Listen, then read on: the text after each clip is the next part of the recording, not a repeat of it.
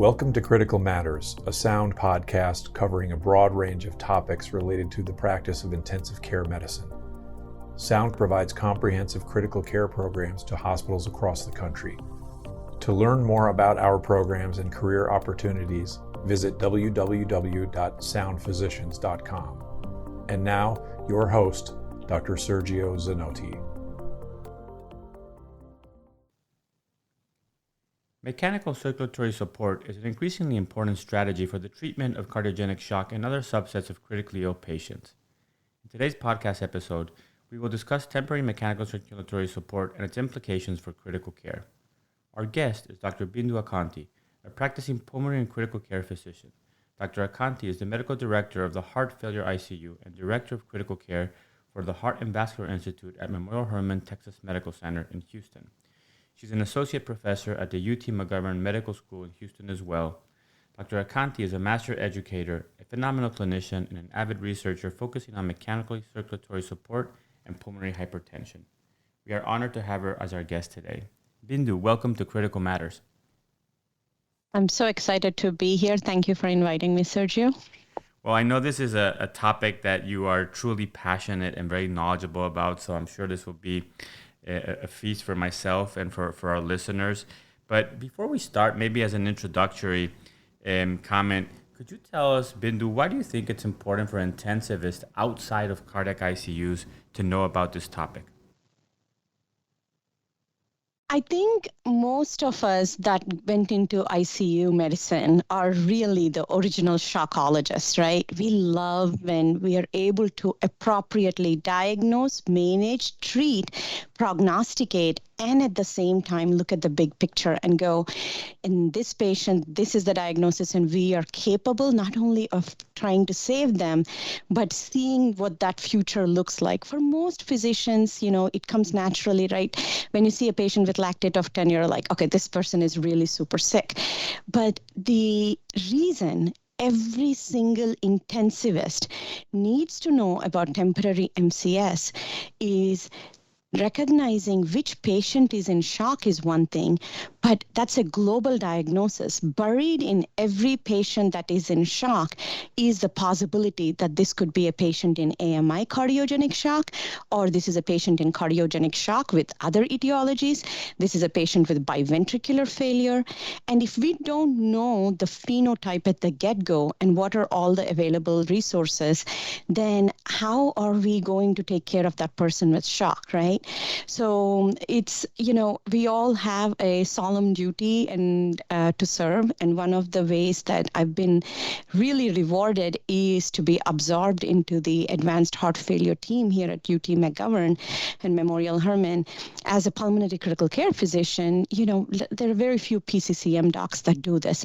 But we've been doing this for about 12 years. And the lead heart failure cardiologist, Dr. Carr, and the cardiac surgeon, Dr. Gregorick, when they first looked at us, they said, you know what, we do see this value that medicine intensivists play a role in this evolving field, along with our other disciplines, right? Like cardiovascular anesthesia plays a huge role. They take care of these patients upstairs in the OR, bring us brilliantly managed patients that are truly we look at that ABG and go, wow, base excess of 0. This can't get better than that, right? But I think for the intensivist in the trenches, for me to look at a patient with shock and not only be able to diagnose what is the appropriate phenotype, and for me to relay this information to the other intensivists nationally and in your podcast internationally, this is a privilege. And thank you for picking this topic, because this is only going to advance more. And whether or not you practice MCS critical care, I think that knowing what is available will help you save lives. Not to mention that it might be coming to your ICU anytime soon, right? Because it's also exploding. Yeah, and it may not. One thing that I see when we do these national conferences or teaching is that it may not come to your ICU, but it's very fascinating that you may be covering for this patient in one of those nighttime shifts, and I think that's nothing makes an intensivist more uncomfortable than a device that they don't know or understand. And I think that's in our DNA as an intensivist, right? We walk in, we're like, I know that's the CVVHD machine, that's the ventilator, and then what is this? How does it work? How do I use this data? And I hope that over the next few minutes, we can kind of talk about this in buckets and simplify it. And hopefully, I'll give you a lens through which you can look at this field of MCS critical care and see it more approachable, at least. Perfect. So just, in terms of basic definitions before we dive into the different types of devices available today, what do you consider temporary mechanical circulatory support?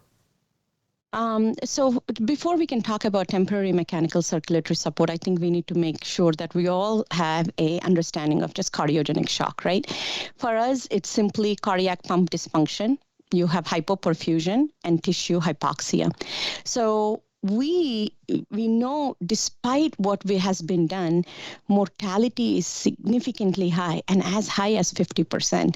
We used to say that, metastatic lung cancer, those are like rapidly killing. They are, but AMI cardiogenic shock, especially when you don't diagnose it soon, the mortality is even higher.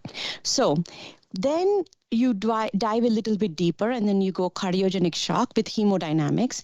If you have a cardiac index of less than 1.8 liters per minute per meter square without support, okay, and that's cardiogenic shock. But if you have less, it's still less than 2 to 2.2 liters per minute per meter square, and that's shock still with a low cardiac index with support, that this is a patient that may need to go on something more than your optimal medical management. And before we even go into temporary mechanical circulatory support, I think it's really important that we come down to what is that optimal medical management, right? Our goals with or without MCS is simple. We want to increase the systemic perfusion. We absolutely want to take care of the plumbing with enhancing the coronary perfusion. We want to reduce the left ventricular filling pressure and the oxygen consumption. And most importantly, by doing all of this, we hope that we don't take this patient that has a hemodynamic problem and convert it into a hemometabolic problem. Dr. Kapoor's F1000 paper has really, I think like the clarity of one image sticks to my mind, where it is just, you have a hemodynamic problem, which is just the index, but the minute that you have passive congestion of the liver, the kidneys are done, and now you deal with the mesenteric, the anasarca, and then now you have like a complete metabolic problem, right?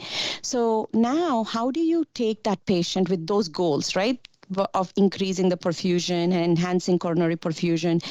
What does medical management look like? Yes, we want to take them to the cath lab, do the plumbing. Yes, we want to give medications such as inotropic support so that we can improve the systemic perfusion. We want to make sure that their rhythm is adequate.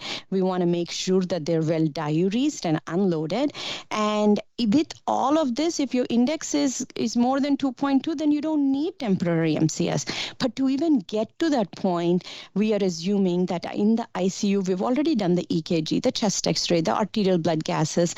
We already know with the surviving sepsis guidelines and stuff that we have the central line. We are trying to understand our central venous sat. You have an arterial line, and then you look at your preload, squeeze, afterload, rhythm, and in combination, is there anything else such as a pericardial constraint? It's really, really important to not just look at it at a single parametric method, right? So for instance, if you have tamponade, your entire hemodynamic variables and how you interpret them changes. And then if you have optimized your preload, if you have optimized your afterload and squeeze, and at the same time rhythm and that pericardial constraint, and despite that, you have evidence that this person is in cardiogenic shock, shock, then your next best thing is, have you phenotyped it in terms of the staging, right? Like we'll talk about univentricular and biventricular, but do you know what kind of shock it is? Yes, it is cardiogenic because I've ruled out everything else. Okay. What kind of staging does this patient have in terms of cardiogenic shock? So the SCAI classification is one that is most likely, most of us are using. And basically the Society of Cardiovascular Angiography and Interventions came up with, there's 5 stages of shock. There's A, B, C, D, E. E is what you and I, as intensivists, we see it without even going into the room, right? We look at that base excess, we look at that bicarbonate, we look at before we even get the lactate with the physical examination, this is a patient that is like that is in extremis. But what does that look like? That's a patient that is stage E, is hypotensive. The patient is on maximal support. The patient is about to have a arrest and they're in full-on shock extremis.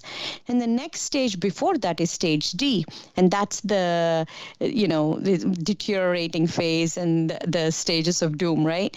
And that's a patient that basically is actively deteriorating, requiring multiple pressors, or you are actually on mechanical circulatory support to maintain the perfusion. The stage before that is stage C. And if you notice, I'm going backwards because we are intensivists. The only way to get attention is you go from E to back. And stage C is the patient that you walked into in the morning and you got that feel that like, hey, let me get some things right. But the stage C, hemodynamic profiling and understanding of that is incumbent upon our intensivists really getting the SWAN in place and getting that SWAN plus echo plus the physical exam and all of that together. So if your systolic blood pressure is low, your perfusion is low, and the other thing is, your index is dropping, it's less than 2.2, your wedge pressure is elevated, that's the number 15. Your right atrial pressure to the wedge pressure ratio, right?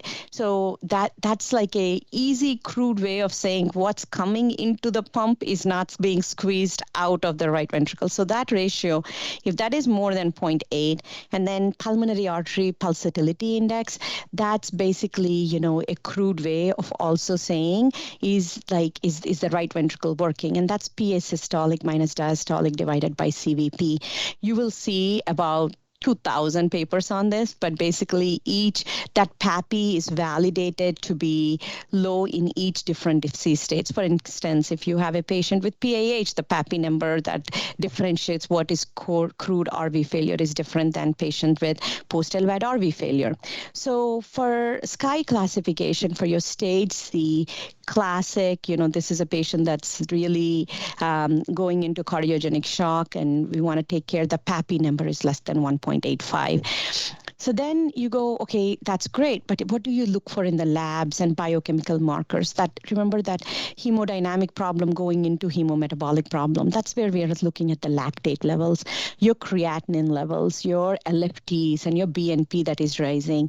And I think at the bedside, all you have to do is open the sheets and touch their feet, right? They tell you a lot about the perfusion of the patient. And then stage B is your systolic is low, your MAP is less than 60, pulse is more than 100, your index is still more than 2.2, your renal function, lactate, all of them are preserved, BNP is elevated. And this patient may or may not have entered your ICU yet, right? And then stage A is a patient that is at risk. So when you put this together, so you have a methodology and you say, okay, I have a patient with cardiogenic shock, I have this kind of profile, and then you say, how do I know that somebody needs to be augmented with temporary MCS? To know why we need to do that, we already know that the mortality is high, that's great. But what is it that actually happens that causes this mortality, right? We know that once it becomes a hemometabolic problem, lactate is going up, then the pulse pressure is narrowing, and then you have a PEA that will happen, right? But that's, I think, for me, that's the high hanging fruit. Obviously, we want to save lives, but that thinking has not helped us, because we all knew that that was going to happen, but the mortality still remains high. The mortality remains high wherever, right? They have fantastic, it's like COVID. Yes, you came to a COVID ECMO center, your mortality was still high, right? Because the reason is it's like minutes matter. It's when you put in the MCS also matters. And that when is incumbent upon the shockologist, which is you. Because you have that premonition based on either your training or your years at the bedside or simply your intellectual understanding of how the human body works, and you can see it before it happens. And what is about to happen, because I think we know a coding patient is sick, but that's too late. So we need to really dive into our resources in that stage C to stage D as intensivists and rapidly escalate. I'm not talking about MCS, guys. I'm talking about getting them into the ICU, floating a swan, really understanding mixed venous, really trying to phenotype, okay, what's the problem? Where is the problem, right? If we don't do it, you're going to have refractory arrhythmias, and then you're going to have that intractable VT, and now you're stage E, and pulling them back is going to be much harder, right? So in the timing aspect of MCS is where we as intensivists, I think, play the highest role. I know how privileged I am. I absolutely know that. I recognize the privilege, and hence I'm here. I know that I get to sit here with all the devices and all these intensivists that are supported by advanced heart failure, MCS guys, the MCS surgeons, the perfusionists, the amazing nurses. But I'm here to tell you that even these patients in our unit sometimes don't make it because the patients come to us far too late. It's a STEMI that has burnt out the wall of the ventricle, right? Like, yes, we can decompress, but it would have been much nicer had we not gotten to this point. And then so we know how STEMI minutes matter, but the cardiogenic shock minutes matter is just this evolving paradigm with cardiogenic shock teams. So you all have to be able to, at the bedside, figure out, is this an RV dominant shock? Is this a bi-V shock? Is this an LV dominant shock? Because your management then kind of dictates what type of MCS can you advocate for this patient, right? So far we went over the SKY classification and what is classic C, D, and E, and we focused on, let's go full-blown into D and E, right? Like, let's really figure out that C, D so we don't get to an E. Now, what are these profiles in cardiogenic shock? One crude way that I've taught over the years in the MCS unit is I look at the human body as a series of test tubes. We get blood into the right atrium puts blood into the right ventricle, then in the PA, then into the lungs, then into the LA, then the LV and the aorta. So if we had a swan and we had these numbers, you just kind of write it out. What are my numbers saying? Let's just say, for an example, my CVP is 20, okay? And then my PA pressure is elevated. Then in the left atrium, my wedge pressure is like 10. Right? And the chest X-ray does not show any pulmonary edema. So then you already know that the blood is going into the right atrium. It's going in through the pulmonary artery, so there's no obstruction there. So the RV is trying to do its job, but there is no way that this blood is going back into the left atrium. And you know that there is no pulmonary edema, so more than likely this is severe pulmonary hypertension. Now, why does that matter for cardiogenic shock? Because if you go and put in a balloon in this patient, it ain't going to work, right? The blood actually needs to enter the left atrium. So you may want to do some inhaled nitric oxide, squeeze the ventricle a little with milrinone, do some pulmonary vasodilation, or call one of us that do pulmonary arterial hypertension therapies and go, hey, can you phenotype this patient? Is this PAH? Can you start the therapies, right? Now, similarly, let's take the same patient. CVP is elevated, right ventricle is filled, you saw the echo, you're focus trained, you looked at the TAPC and you're like, dude, this ventricle ain't moving.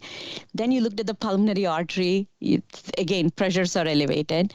Then you did the wedge pressure, and if your wedge pressure is 20, let's say, and your CVP, I'm going to just give you a big number, 25, right? You're like, okay, hey, this is not working. This patient not only has RV, it looks like, and then you look at the LV on echo and you look at an LV-EDP, that's also elevated. You're like, oh, this is a patient in BiV shock. And that's the most common kind that you're going to see, other than because the LV ones are probably already in the CCU. But the BiV ones can mess with you. They're going to have kidney. They're going to have a creatinine that is elevated. They are going to have ascites. They are going to look like, okay, this person is clearly septic, right? And then you're like, okay, that's great that like we come up to the diagnosis of sepsis, but why is my CVP like 25 if this is distributive shock, right?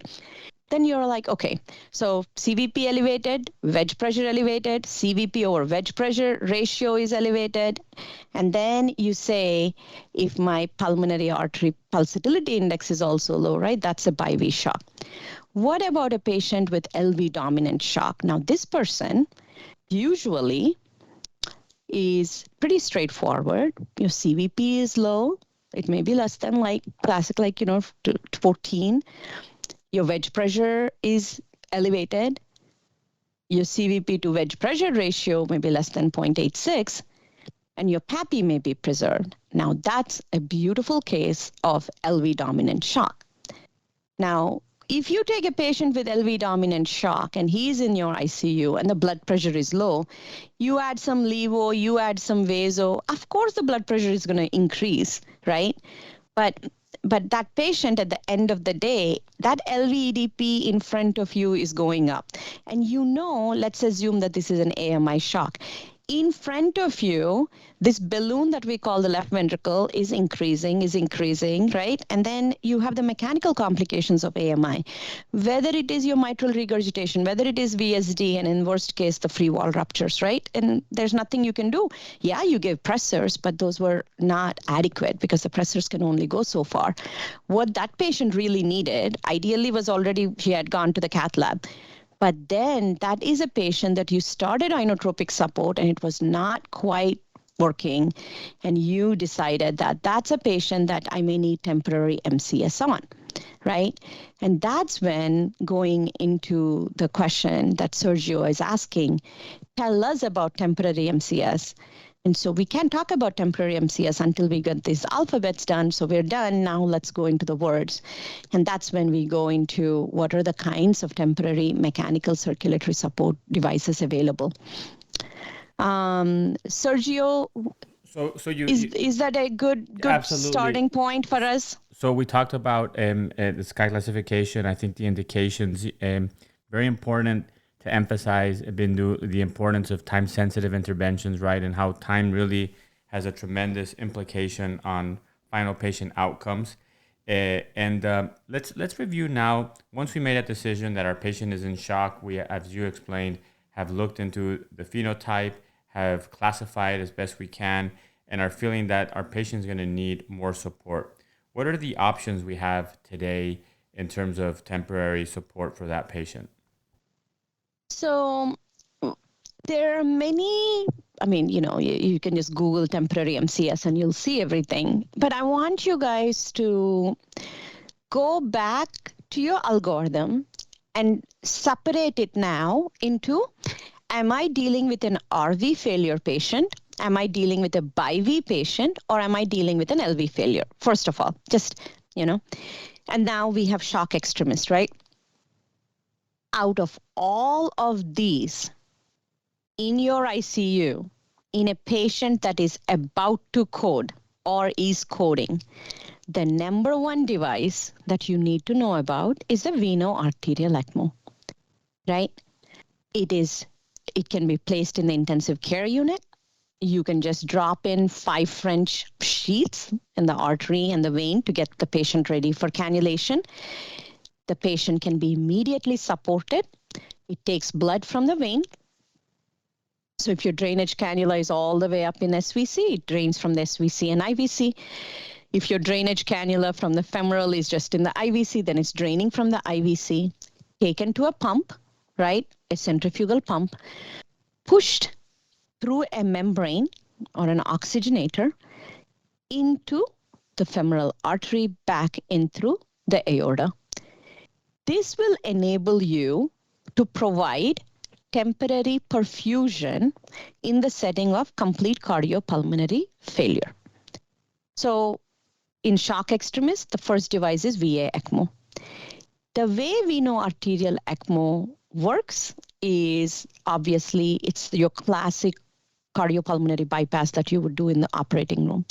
It's typically the return cannulas, which is the going into the aorta, or about 15 to 22, and the drainage cannulas can go up, and the cannula sizes differ depending upon the body habitus of the patients, 18 to 21. And now, what are the advantages? It has a membrane, right? So if a patient is also having hypoxemia or along with other etiologies such as PE and stuff, you're able to oxygenate the patient.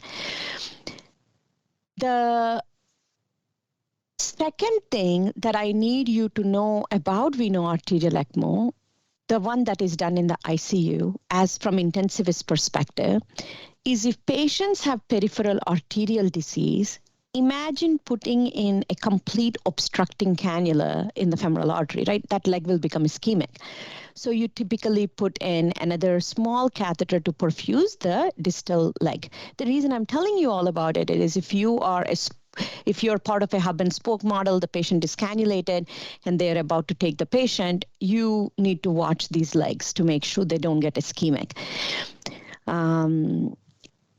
What are the disadvantages of veno-arterial ECMO? We just talked to you about limb ischemia. Of course, they'll need anticoagulation. So, all of everything that can happen does happen, will happen the more you do, just like in ICU, right?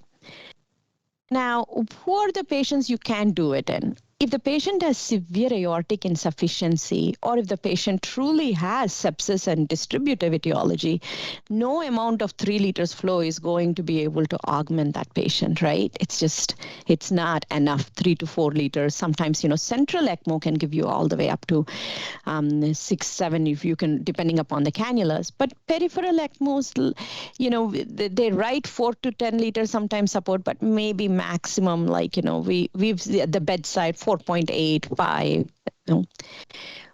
With the sweep gas, we can remove the CO2 and add oxygen, right? The sweep gas can go up, and if you have significant dead space, that can help. So your VA ECMO can help you in RV failure, in BiV failure, and in LV failure, meaning if a patient is coding. But the minute that you put these patients on VA ECMO, you wait for the shock extremis to kind of die down, and you're asking yourself, what is it, just RV, meaning the lungs are okay, we don't really need an oxygenator, we don't really need this cannula in the aorta? Then you need to ask yourself, yeah, VA ECMO is a great right ventricular assist device because it's suctioning blood right out of the vein, right? But anything you can do to de-escalate or downsize into a smaller, more sophisticated, you can do. The same thing is for LV failure. The patient is on veno-arterial ECMO. And, when the New England Journal trial came out, it's like VA ECMO in cardiogenic shock, there is not significant help. We were like, of course, we know that. It was only supposed to help when the patient isn't deathly ill and dying, and then you're supposed to change it over. What do I mean by that? If you remember back, when I say back into med school with the PV loops, I know you guys do our PV loops really well with the lung, with ARDS, right? But the PV loop of the heart, where you can see in cardiogenic shock, right? The PV loop moves to the right. Your end diastolic volume is going up. Your blood pressure is coming down. It moves to the right. In VA ECMO, it doesn't bring it back to the left. It moves it even more to the right. So think of in ARDS, how the limb becomes flattened and then, your entire loop is getting, wider and wider. So in the cardiac loops with VA ECMO, the end diastolic, right, your LV is actually having to work harder because you have a hose in the aorta. So what you want to do in these settings is you support the patient, of course, work with your cardiology colleagues, and you say, okay, so I have a patient, I immediately supported them, but now this is AMI cardiogenic shock. So you've taken them to the cath lab, you worked on the culprit lesion, and then you say, where is my problem? So let's look at the test tube method, right? So so right atrial pressure is up, RV pressure is up, PA is up, LA is up, LV is up, LVEDP is up, but the aorta, the mean arterial pressure is low because your LV is big, right? So all you have done with VA ECMO is you bypass from the right atrium to aorta bypass. This LV is not being unloaded. If anything, there's a possibility that, you may be harming it. It's incomplete LV unloading. So you have to figure out, okay, what are my options then? Right now, your temporary support devices, if you have isolated LV, right, you can put this patient on the Impella support system where it takes blood from the left ventricle and puts it over the aortic valve. So it's a aorta, right here, left ventricle, suctioning blood through the pigtail catheter and putting it over the aortic valve. So it's an LV aorta bypass, whereas a VA ECMO was what? Right atrial aorta bypass, right? So you are really addressing it where the problem is with the Impella. So a typical scenario may look like this. Patient is in shock E. You astutely called your team. The patient was put on VA ECMO. You again see that, okay, the VA ECMO is put in, but now the patient's LV is getting bigger. Their pulsatility is their systolic divided by diastolic, is very small. Let's say it's less than 10, then it's not unloading. You put a echo probe on and there's smoke in the ventricle. And they're not ejecting. Yes, they're on anticoagulation. You're like, hey, we need to, because you want to preserve muscle function, then you want to vent the ventricle. You could do surgically as well. There's like an LV sump that the surgeons can put in. Impella is just the current available percutaneous approach, right? So you unload and then you say, hey, my lungs are fine. I've unloaded it. Do I really need the veno-arterial ECMO? Then you come down on the veno-arterial ECMO, the flow, and you maintain the blood pressure over the next 2-3 days. It looks like the pressure is being maintained. The patient is ejecting well. Then you can decannulate that person. Now you've taken an AMI cardiogenic shock with low index, in shock extremis, supported them on VA ECMO, plus Impella, then changed it over from an ECPella, like ECMO plus Impella, to just an Impella device as, let's say, a bridge to recovery. That's called BTR, bridge to recovery. The other wording that is used is bridge to decision. So you're trying to figure out BTD. And the other thing people use is bridge to transplant or bridge to LVAD.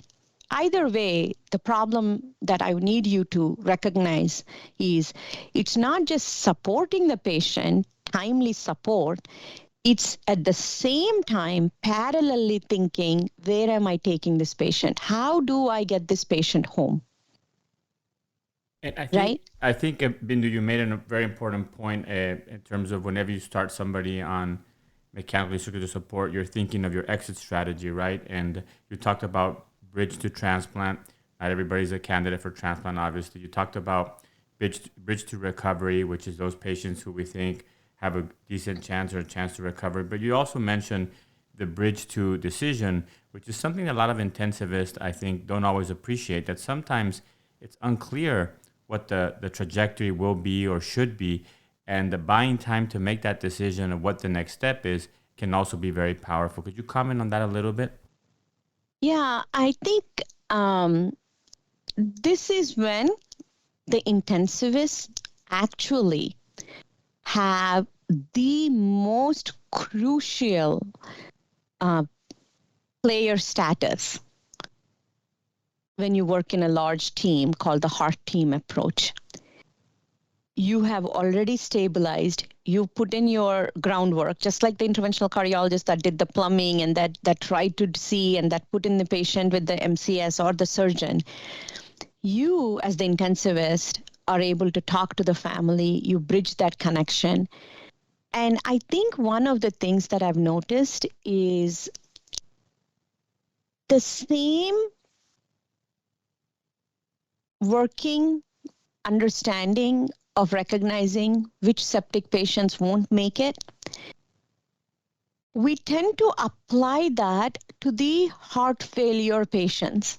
And I am going to argue that even though you may be right, I mean, only trials will have to show this, I would argue that in a developing field such as mechanical circulatory support, you cannot tell me that this guy that was admitted 5 times for heart failure that now has come in, is on temporary MCS, should proceed to either withdrawal of care or comfort care, because studies have shown when you are admitted this many times, these patients' mortality is high. Yeah, well, studies have also shown that heart failure patients that keep going home will die. They should have been supported and taken from stage C and referred to a durable LVAD program sooner too. Do you see that? So I am asking you, or rather persuading you, to think of it as 30% of cardiogenic shock. The other 70%, the chapters are being written, and I am going to stay here and say, the more the intensivists can escalate at a faster rate, the mortality will only improve for the patients with temporary MCS, and in which case, the survival over the next 10, 20 years will improve. So don't need to think of every patient and go, well, I don't want to offer ECMO because this guy is not going to get transplant. I want you to look at it as, what are the terminal conditions the patient has? Okay, if the patient has leukemia, lymphoma, metastatic cancer, advanced elderly age that is non-functioning, all of those, of course, those are the easy bucket. Then the pristine candidates are the easy bucket as well, right? Like 28-year-old comes in peripartum cardiomyopathy, is in state of shock, boom, like everything, right? Everything. We do everything and we do it well. It's the gray bucket, the 66-year-old that has come in and out of the hospital, has mild AKI, was a smoker up to like 5 years ago. I just humbly ask that you don't take that burden on you. You reach, at least if you're an institution that offers heart program, then you're probably not, like you're doing this already, but share the burden. Sharing the burden enables you to consider alternative viewpoints. So for instance, Sergio, very brief exit, durable LVAD. In the early 2000s, the rematch trial came. The rematch trial showed that in patients that are not transplant candidates, the optimal medical management group, and remember this, SAVE and SOLVE trials and all those trials were out. We were on ACE inhibitors. We were on diuretics, right? Then that trial showed, despite optimal medical management, the survival was only 8%. 8%, guys.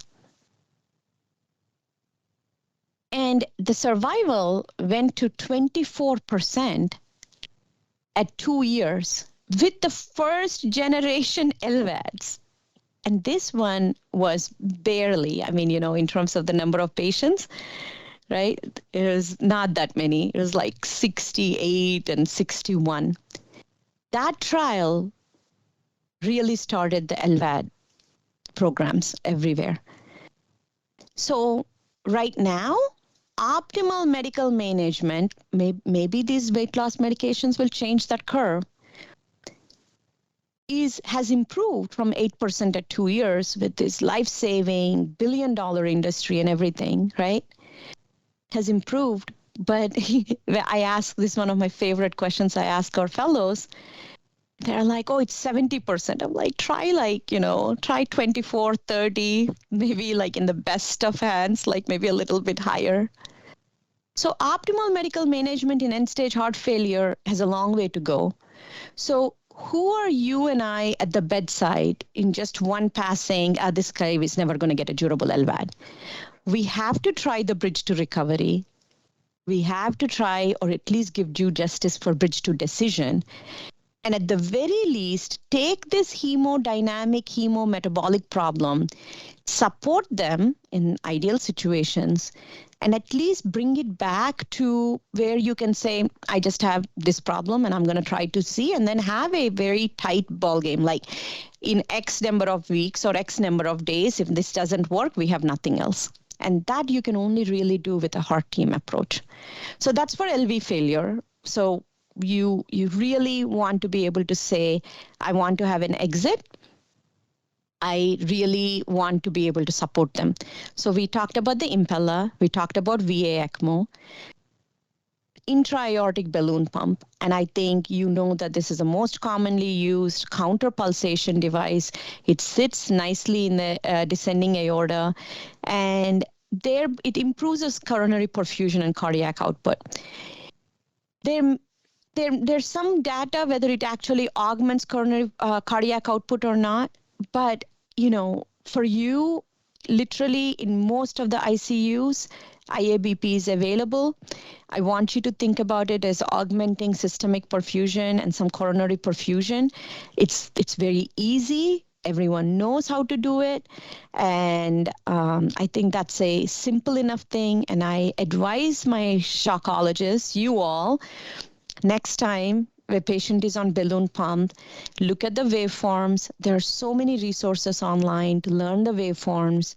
And I think if you're a student, which you are, that's the reason you're listening right now, you will really, it's physiologically, it makes sense, right? Dicrotic notch, it augments, then, what happens to SPP.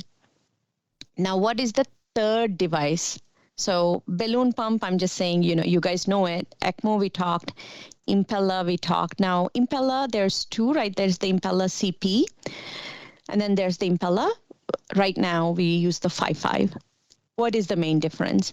The impeller CP is emergently usually placed in the cath lab, and it provides support, but it's a much smaller amount of support compared to the bigger 5.5. The 5.5 needs a surgical cut down, axillary graft, but if the patients for some reason don't have a good upper extremity anatomy, it can be also sewed in directly into the aorta. Surgeons are able to place it. Then these patients experience direct ventricular unloading. They do need anticoagulation. Limb ischemia can happen. And sometimes aortic valve can be damaged.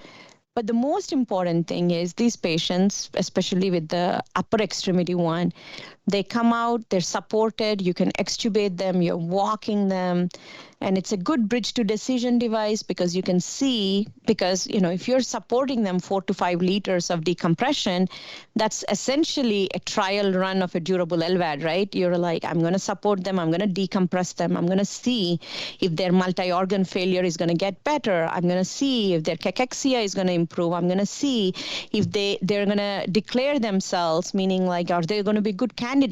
Or maybe it's a bridge to recovery. Their AMI cardiogenic shock is improving, and then I'm going to be able to recover them. Again, it takes a sophisticated unit to know the nuances. I think a big part, and Sergio, I think you probably can attest to it.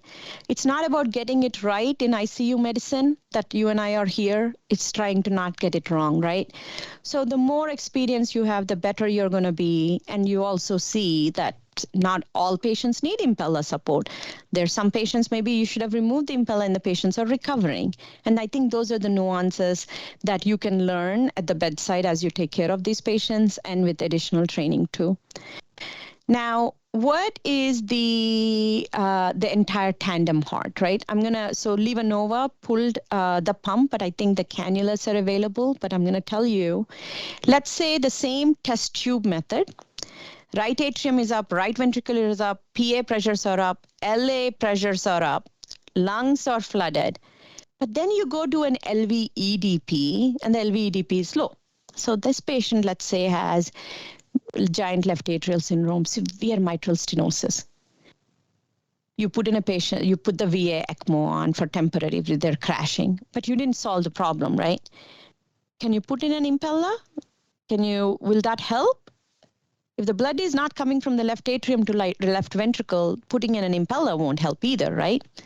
So in this patient, what do you really need? You need the left atrial bypass, right? Left atrium, blood needs to be sucked and put it into the aorta. So the tandem cannula and Dr. Carr's group, Texas Heart, one of the best publications, and I'm so proud to be in this team. And I was witness to this as, young faculty, like patients, like he would put it on coding patients with the team. And I'm just like completely marveled at this. You take the venous, like you access venous side, you access the arterial, just like you're doing a VA ECMO, but your drainage cannula, you under fluoro, you're going into the right atrium from the IVC, and you're transversing the PFO, making it big, creating an atrial septostomy, and you're suctioning blood from the left atrium and putting in directly through the pump into the aorta. Since you're doing oxygenated blood from the left atrium, with the VA ECMO, it's deoxygenated, so you put in an oxygenator. But with the tandem, since you're removing it from the left atrium, which is already oxygenated, into the aorta, you don't need an oxygenator. So that's what a tandem heart is.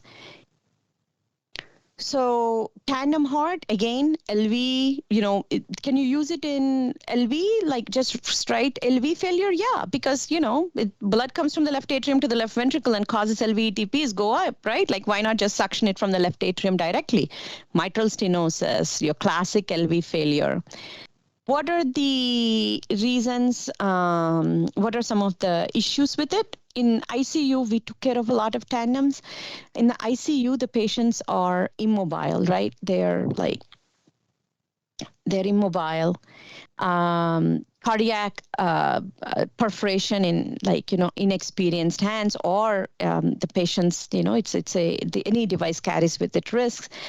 And then the other thing is when a patient is put on tandem heart and you're taking it out, and the patient, let's say, has improved, now you've created a hole, right? So they have a residual ASD. So sometimes you have to go and close it. The most important thing to know as intensivists, if you're taking care of a tandem patient, is the patients are immobile compared to your other devices. Because it's going against the PFO, across the PFO, the cannula may migrate. There's another thing called the lava. Basically, the cannula can drain from the left atrium and the right atrium via ECMO. So this way, you're decompressing the left side, and you're immediately stabilizing. Again, you need to patients need to be in the cath lab because you're putting the cannula under fluoro. So that's the last in terms of temporary MCS for left side. Very quickly, I'll touch upon the right side. A frequent question is, hey, why can't we put an RVAD in patients with, for instance, severe PH? See, severe PH, yes, you can put in an RVAD if the patient had severe PH and just something happened and the patient got pushed over. But at the end of the day, the resistance is high. So you're just giving a bypass from RA to PA. What you really need is that blood to go from the PA to the LA, right? So that's the reason RVADs typically don't help, and you really need those powerful pulmonary vasodilators. But what if the patient has an RCA infarct? Then RA, PA bypass. Right now, there's, in terms of the cannulas, there are multiple, like the tandem RVAD, the RP Flex. Where else can you use them? Post-LVAD RV failure, anything that causes a isolated RV issue you can think about, and they work the same way. I just want you to think that they work the same way. Now, is there any other classification when people start talking about that I can share with you? One clinical pearl, whenever you talk about ECMO, anything before the hyphen is drainage and anything after the hyphen is return. And drainage is always to the pump, meaning I am taking blood from the vein to the pump. So it's V dash A. I'm returning it to the artery. So it's pump focused. If I take it from two veins and give it to the artery, it becomes VV dash A. If I take it from two veins and give it to an artery and a vein, then it becomes VV dash AV. Okay, that's one technology. I want you to know the nomenclature. The second nomenclature to really know is it a axial or is it a centrifugal? For instance, a VA ECMO, the pump is outside, it's a centrifugal pump, whereas an impeller, an axial flow, is intracorporeal, that's an axial flow inside the body. ECMO, extracorporeal. So know the hyphen method, know if you're dealing with a pump that is intracorporeal or extracorporeal, inside the body, outside, and then know, is it an axial flow, centrifugal flow? At least as you follow your patients that go on to temporary MCS, then you can look at it and go, hey, I understand the classification, where they get it. How do you separate a univentricular, biventricular failure patient? What are all the MCSs that are available right now? And be able to draw it out for yourself. You would be surprised. You can say, why can't this help? Tell me why it doesn't help. And I think you talk it out and go from there. Sergio, I know we touched base about SCI and then the kinds of devices and then supporting devices, right and left, and briefly about PV loop. I mean, I'll have to come back on your podcast, man, if you want me to do everything. So for sure. And I think that definitely we have a part 2 scheduled where we'll talk more about the specific management, including troubleshooting, managing complications, and weaning and withdrawal versus upgrading. But you did cover a lot of very important concepts as an introduction. The one thing I do want to ask you before we wrap this part 1 up, Bindu, is obviously in the last couple of months, at least in the clinical trial arena, the DanGer Shock RCT was published. And I think it's definitely a landmark paper moving forward as we start to see the impact of some of these devices, temporary support in patients with cardiogenic shock associated with MI. Any comments on this particular paper? I think that number one, it was a prospector, multi-center, open-labeled RCT. It was done in Denmark, Germany, and UK over the last 10 years. 360 patients from, I think, 18 to 90 years of age in STEMI, and the absolute reduction was about number needed to treat was 8. So it was a 12.7% reduction in mortality. In fact, I was just going to sit with the fellows to go over this, and I think it's a good start in MCS in terms of it's the first RCT in AMI shock, which has one of the highest mortality, to achieve its primary endpoint. And physiologically it makes sense, but I think that big picture is science matters, and we need to do more and more of these trials to see right patient, right support, right timing. And I am here to ask all of you as intensivists, if there was ever a need for us to really be in this field and move outcomes, it's now.